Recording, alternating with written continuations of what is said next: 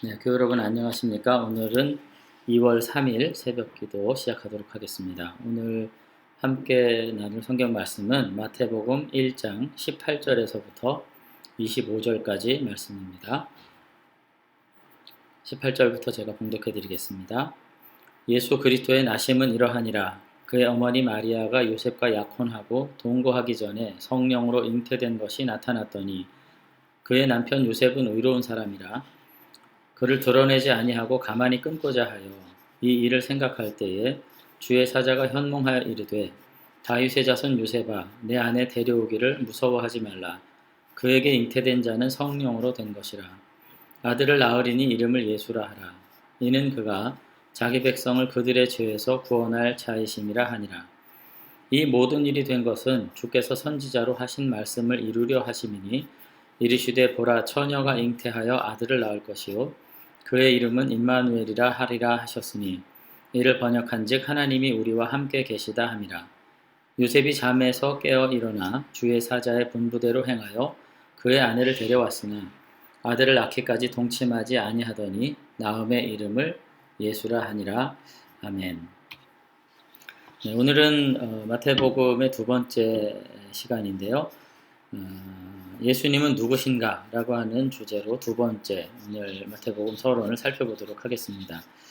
어제 우리가 함께 이제 읽은 말씀도 사실은 예수님이 누구신가에 대해서 이제 마태가 규정한 이야기들이다 그런 얘기를 했는데 오늘 읽은 단락 역시도 마태는 예수님이 누구신지를 말씀하기 위해서 구약 성경과 연관지어서 예수님의 탄생 이야기를 다시 새롭게 해석하고 있는 것을 볼 수 있습니다. 마태는 오늘 본문 18절에도 보면은 예수님이 실제로 어떻게 출생했다 그런 얘기 하지 않고요. 예수님의 출생 이야기를 이사야 7장 14절의 예언과 비교하면서 이사야의 예언이 예수님의 탄생을 통해서 성취됐다. 그리고 그와 같은 기적적인 성취를 요셉이 믿음으로 받아들였다. 그렇게 이야기하고 있다는 것을 이제 알 수가 있습니다. 22, 23절에 이제 보면은 이렇게 돼 있잖아요, 지금. 이 모든 일이, 그러니까 18절부터 21절까지의 내용, 예수님의 성육신, 그리고 성령으로 잉태되신 이 이야기를 이제 뭐라고 지금 해석하고 있냐면은 이 모든 일이 된 것은 주께서 선지자로 하신 말씀을 이루려 하심이니 이르되 보라 처녀가 잉태하여 아들을 낳을 것이요 그 이름을 임마누엘이라 하리라 하셨으니 이를 번역한즉 하나님이 우리와 함께 계시다 함이라. 지금 이렇게 이야기를 하고 있거든요. 근데 이 23절의 말씀은 이사야서 7장 14절 말씀이에요. 이사야 7장은 그러면 어떤 내용이냐 하면은 주전 7세기 그러니까 뭐 600년쯤 되는 거죠. 예수님 탄생하기 600년 전쯤에 이스라엘에 있었던 역사적 상황인 거죠. 그 당시에 아하스라고 하는 왕이 남왕국 유다를 통치하고 있었는데 이때 굉장히 국가적으로 어려운 상황에 있었습니다. 왜냐하면 아수르가 조금 힘이 약해진 틈을 타가지고 수리아 에브라임이라는 동맹이 만들어졌어요. 유다를 뺀 나머지 주변 모든 국가들, 그러니까 북왕국 이스라엘과 암몬, 모압, 뭐 이런 모든 나라들이 함께 동맹을 맺어가지고 아수르를 저항하자, 대항하자 이런 이제 운동이 있었거든요. 그런데 남왕국 유다의 아하스 왕은 그 수리아 에브라임 동맹에 가입하기를 꺼려했어요. 일단은 왜냐하면 북왕국과의 관계도 있고, 그죠? 이게 지금 남북으로 분열돼가지고 서로 분단돼 있는 나라인데 동맹을 맺기가 좀 애매하죠. 그리고 그 동맹에 가입하게 되면 아수르에게 반란을 일으키는 게 되니까 이 아수르에게 나중에도 응징을 당하면 국가적인 위기가 오잖아요. 그러니까 어떻게 해야 될지 굉장히 갈팡질팡할 수밖에 없는 그런 상황에 있었는데 이사야 선지자는 절대로 그 동맹에 가입하지 말고 하나님의 보호하심을 기다려라. 그러면서 아하스 왕에게 계속 하나님의 증표를 구해라. 하나님이 너를 도와주신다고 말씀했으니까 기도해서 너를 구원해 주신다는 증표를 네가 받고 확신 가운데 거해라. 이제 이렇게 계속해서 권면을 합니다. 근데 아하스 왕은 그 거부해요. 마치 믿음의 말로 이제 교묘하게 숨기는 거죠. 나는 하나님에게 시험하는 일을 하지 않겠습니다. 나는 증표를 구하지 않겠습니다. 그러면서 마치 믿음의 말을 하는 것 같지만 사실상은 이 모든 결정을 수리아 에브라임 동맹에 가입하든지 아니면 그 동맹에 가입하지 않고 아수르에 의지하면서 살아남든지 정치적인 해법을 하고자 하나님의 증표를 거부하는 불신앙의 모습을 갖게 되는 내용들이 이사야 7장에 이제 나오는 거죠. 그랬을 때 하나님께서 이사야 선지자를 통해 가지고 일방적인 증표를 그냥 주십니다. 이거 은혜예요, 사실은. 왕이 불신앙 가운데 증표를 구하지 않는데 반드시 내가 너를 도와줄 것이라고 말씀하시면서 일방적으로 증표를 주세요. 그래서 거기 이사야 7장 14절에 뭐라 그러냐면은 그러므로 주께서 친히 징조를 너희에게 주실 것이라. 여기 친히란 말이 그래서 나온 거죠. 너의 믿음과 상관없이 그냥 내가 증표를 주겠다. 그러면서 뭐예요? 보라 처녀가 잉태하여 아들을 낳을 것이요 그 이름을 임마누엘이라 하리라. 이렇게 지금 말씀하시는데 내가 너를 구원하는 증표로 어떻게 해요? 이스라엘 중에 처녀가 잉태하여 아들을 낳는 사건이 있을 것이고 그 이름을 임마누엘이라고 부르게 되는 일이 있을 거다. 이렇게 하면서 결국은 이스라엘을 내가 반드시 내 힘으로 직접 지켜주겠다. 이렇게 약속을 하시는 거죠. 그래서 결국은 아하스 다음 왕이 히스기야 왕이에요. 히스기야 왕이 결국 북왕국이 패망하는 이런 와중에도 남왕국 유다가 살아남아가지고 우리가 다 알다시피 굉장한 믿음의 왕으로 히스기야를 우리가 알고 있잖아요. 그 히스기야가 아수르의 전쟁에도 불구하고 3년간 예루살렘을 포위하고 뭐 이와 같은 일이 있음에도 불구하고 끝까지 지키시고 보호해주신 일이 있었는데 오늘 마태는 바로 그 역사적 사건을 예수님의 탄성 사건의 성취라고 그렇게 이야기를 하고 있는 거죠. 그러니까 예수님께서 탄생하시던 시기는 마치 주전 7세기 600년쯤 예수님 오시기 한 600년쯤 전에 이스라엘이 겪고 있었던 그 혼란과 그 생사를 가늠할 수 없는 그 위기의 시대와 똑같은 시대고 이때야말로 하나님께서 정말로 우리를 구원해 주시는 징표를 성취 가운데 주실 그와 같은 시대라 이렇게 생각을 하면서 예수님의 탄생을 바로 이사야 7장 14절에 처녀가 잉태 아들을 낳는 사건의 성취라고 지금 보고 있는 거죠. 그래서 결국은 예수님의 탄생을 이처럼 구약의 성취로 이제 마태는 보고 있다는 것을 알 수가 있습니다.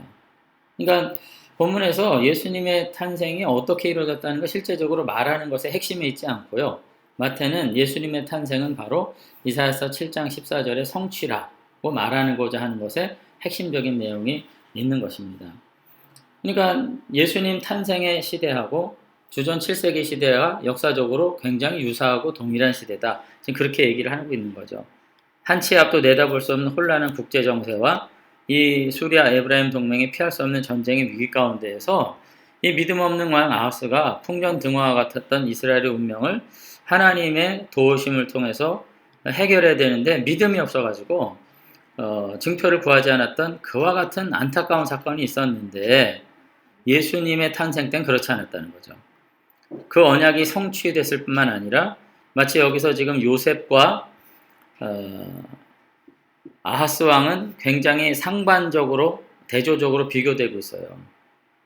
거기서 아하스 왕은 굉장히 믿음 없는 증표를 인정하지 않는 그런 왕이었는데 요셉은 굉장히 의롭다는 거죠. 그래서 19절부터 요셉에 대한 평가는 굉장히 긍정적입니다. 그의 남편 요셉은 의로운 사람이다. 이런 얘기를 하고 있고요. 24절에도 보면은 요셉이 잠에서 깨어 일어나 사자의 분부대로 행하여 뭐 이렇게 지금 이야기하고 있는 거 볼 수 있어요. 마치 주전 7세기 이사야 7장의 상황에서 아하스 왕은 믿음이 없어서 하나님의 증표를 구하지 않았다면 지금 예수님의 탄생을 통해서 이사야 7장의 역사가 성취된 지금의 시대의 요셉은 하나님과 천사의 모든 명령에 대해서 순종하면서 하나님의 거룩한 성취의 시작을 서막을 열어간 사람이다. 지금 이렇게 이야기를 이제 하고 있다는 거죠. 실제로 본문을 비교해봐도 굉장히 유사한 부분들을 알 수 있는데요. 이사야 7장 10절에서 13절의 내용은 이렇게 되어 있습니다. 비교를 해보면 여호와께서 또 아하스에게 말씀하여 이르시되 너는 내 하나님 여호와께 한 징조를 구하되 깊은 데서든지 높은 새더든지 구하라 하시니 아하스가 이르되 나는 구하지 아니하겠나이다. 나는 여호와를 시험하지 아니하겠느니라 한지라 이사야가 이르되 다윗의 집이여 영원하건대 들을지어다. 너희가 사람을 괴롭히고서도 그것을 작은 일로 여겨 또 나의 하나님을 괴롭히려 하느냐 이렇게 돼 있거든요. 근데 마태복음에 나오는 요셉은 어떻게 표현되어 있냐면 이 일을 생각할 때 주의 사자가 현명하여 이르되 다윗의 자손 요셉아 내 아내 마리아 데려오기를 무서워하지 말라. 그에게 잉태된 자는 성령으로 된 것이라. 요셉이 잠에서 깨어 일어나 주의 사자의 분부대로 행하여 그 아내를 데려왔으나 아들을 낳기까지 동침하니 아니하더니 나음의 이름을 예수라 하니라. 이렇게 되어 있습니다. 그러니까 선지자의 말씀에 불순종한 아하스와 천사의 명령에 즉각적으로 순종한 요셉의 의로움이 이렇게 비교되면서 바야흐로 이 믿음의 시대, 하나님의 언약이 이제 성취되는 이런 시대, 그리고 이와 같은 하나님의 언약의 성취와 믿음으로 순종한 사람들을 통해 가지고 이 모든 혼란과 고통이 끊임없는 이 불행한 시대가 종국을 맞이하고 하나님의 구원의 은혜, 임마누엘의 은혜가 시작될 것이다. 오늘 마태는 그렇게 지금 이해를 예수님의 탄생을 그렇게 이해를 하고 있는 것을 볼 수 있습니다. 그러니까 오늘 두 번째 시간, 그러니까 예수님이 누구신가 이런 질문에 대해서 마태는 구약에 예언된 그리고 구약에 약속된 하나님의 말씀의 성취의 사건이다. 오늘 이렇게 바라보고 있는 것이고요. 그 예언된 내용은 뭐냐? 임마누엘, 하나님이 저희 백성과 함께 하신다라고 하는 약속으로서 우리가 이 역사상에서 혼란과 근심과 놀라운 고통 가운데 살아가고 있는 이 모든 박해의 시대를 중단하고 하나님의 나라의 새로운 성취가 일어나는 역사적인 순간이다. 그와 같은 역사를 성취하게 오신 분이 바로 예수님이다. 오늘 그렇게 이야기를 이제 하고 있는 것입니다. 그래서 오늘 본문 안에서 우리가 좀 교훈을 받는다면 하나님의 역사는 반복되죠. 그것은 계속해서 인간의 죄와 그리고 우리에게 닥친 불행을 다시금 하나님의 은혜와 거룩한 통치로 회복하시려는 그 뜻에 따라 개입하시고 반복된다고 하는 것을 알 수 있습니다. 두 번째로는 이와 같은 일은 하나님 당신께서만 혼자 이루시는 역사가 아니라 하나님을 기꺼이 따르고 순종하는 자에 의해서 일어나는 역사라는 것을 알 수 있습니다. 아하스가 왕인데도 불구하고 믿음이 없어서 하나님과 동역하기를 실패했다면 요셉은 정말로 보통의 사람임에도 불구하고 천사의 음성에 순종함으로써 하나님의 거룩한 역사의 첫 시작을 함께 동행하고 있다는 것을 본문을 통해서 우리는 볼 수 있는 것이죠. 그래서 우리가 다시 한번 우리의 삶의 자리에서 나는 어느 순간에 살고 있는 것인가? 내가 살고 있는 지금 이 순간은 하나님의 나라의 역사에 있어서 어떤 순간인가? 구원의 시대인가? 우리가 다시 한번 살펴봤으면 좋겠고요. 이 구원의 시대에 과연 하나님의 기적이 나를 어떻게 인도하시는지, 나는 그 하나님의 거룩하신 일에 어떻게 동행하고 있는지 다시 한번 살펴보면서 이 하나님의 거룩한 기적과 개입의 역사 가운데에서 우리가 온전히 순종과 동행으로서 하나님의 나라를 회복해 나가는 거룩한 성도들이 되시면 좋겠습니다. 그래서 우리 교회도 날마다 믿음을 가지고 하나님 앞에 다시 한번 동역하고 순종함으로써 하나님의 구원과 의의 역사를 함께 건설해 나가는 복된 교회와 성도들이 되었으면 좋겠습니다. 네, 한번 기도하겠습니다. 하나님 아버지, 오늘도 다시금 마태복음을 통해서 예수님께서 2000년 전에 오신 그 거룩한 역사의 의미가 무엇인지를 생각할 수 있도록 은혜 주신 것 감사를 드립니다. 아버지 하나님, 여전히 우리 가운데 살아계셔서 임마누엘 하시는 주님께서 날마다 새로운 기적의 역사로 우리 가운데 하나님의 거룩한 통치를 회복하시려는 그와 같은 놀라운 은혜를 주신 줄로 믿습니다.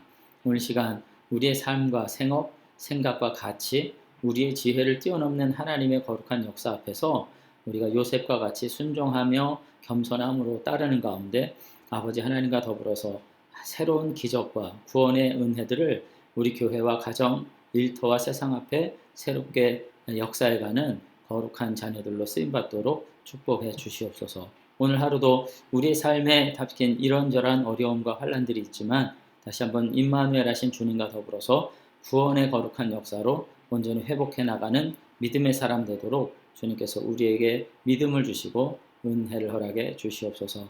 한날을 다시금 복된 주님과 더불어 동행하는 기쁨으로 충만히 채워주실 줄로 믿사옵고 예수님 이름으로 기도드리옵나이다. 아멘. 네, 감사합니다. 오늘 하루도 주님과 더불어서 승리하시는 저와 여러분들을 되시길 바랍니다.